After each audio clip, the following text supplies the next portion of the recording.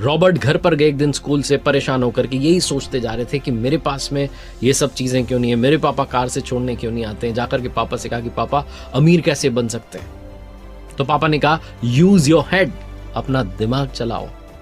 छोटा बच्चा 5th class का क्या करता, अपने दोस्त माइक के पास में गया और उससे कहा कि आओ थोड़ा पैसा कमाते हैं। आसपास के एरिया में जितना टूथपेस्ट था, जितनी वो टूथपेस्ट की ट्यूब होती वो थी खाली वाली, उसको लेकर के आए।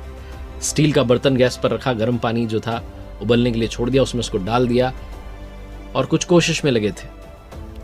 रॉबर्ट के फादर, रियल फादर जो है, घर पर आते हैं तो देखते हैं कि बच्चे क्या कर रहे हैं। उन्होंने कहा क्या कर रहे हो? तो रॉबर्ट कहते हैं कि पापा हम मनी कॉइन्स बनाएंगे, इससे सिक्के बनाएंगे।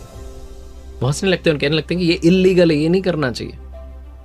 फिर रॉबर्ट को लेकर के बैठते हैं अलग से और कहते हैं बेटा तुमने उस दिन सवाल पूछा था कि अमीर कैसे बन सकते हैं, मैंने मेरी लाइफ में पैसे के बारे में सोचा ही नहीं। एक नौकरी के बारे में सोचा, नौकरी करता रहा, पैसा ज्यादा कैसे कमा सकते हैं तो ख्याल ही नहीं आया।